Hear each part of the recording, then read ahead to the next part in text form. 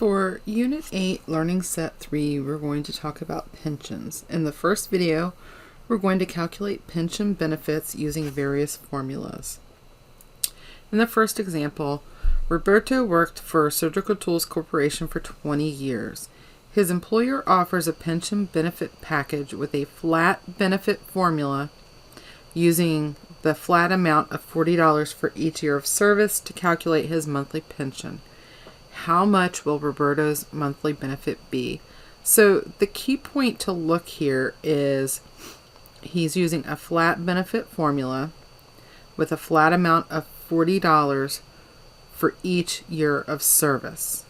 So we have to go back and look, and he worked at the corporation for 20 years.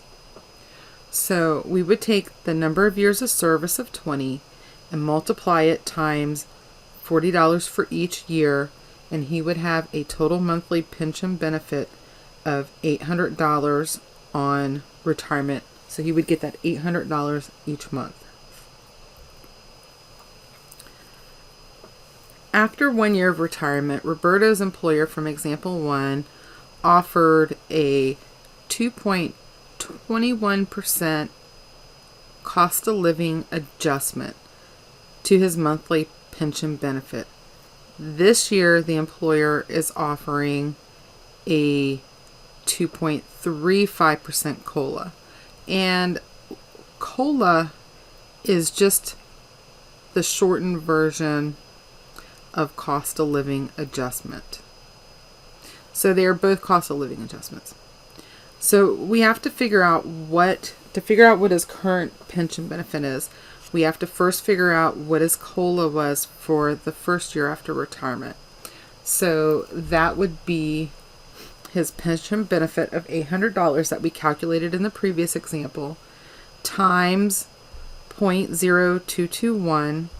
So he is going to have a pension benefit increase of $17.68. So we add that back into the pension benefit. So last year, his benefit increased to $817.68. So this year, he gets a 2.35% COLA.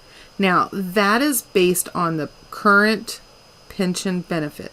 It is not based on the original $800. So his current benefit is $817.68 times the 2.35%. So it increases this time by $19.22. Add that into the pension benefit, and his new benefit amount that he gets monthly will be $836.90. So Brian and Marina are married, and each is planning on retiring after 30 years of employment. Marina worked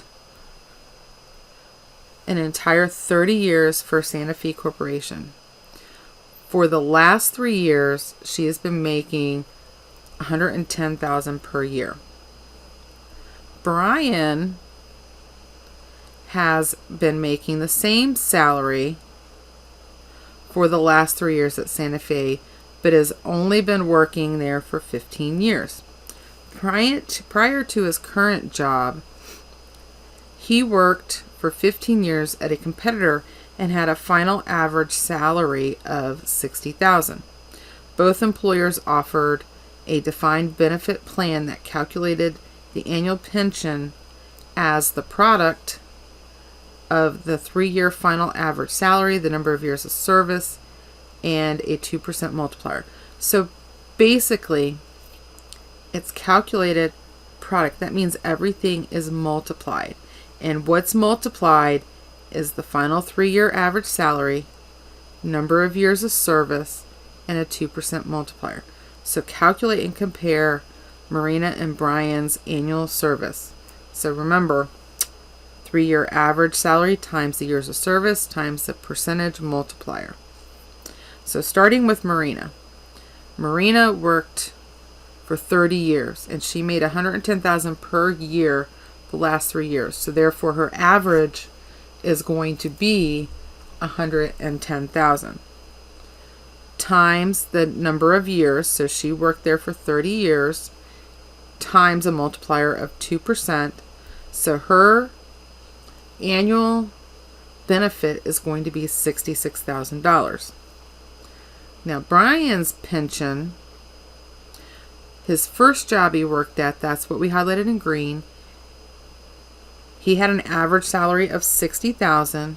He worked there for 15 years, times the 2% multiplier, and he'll receive an $18,000 benefit from job 1, the first one he worked at.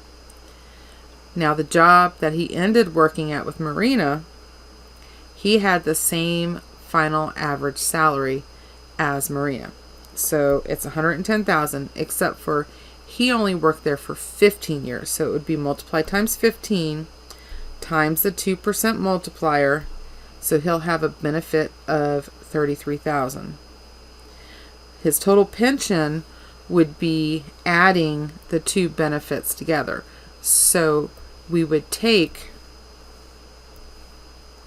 the $18,000 and the $33,000 and add them together to find Brian's total pension, which is $51,000. So by Marina staying at the same company for all 30 years, she actually ended up with a higher benefit package.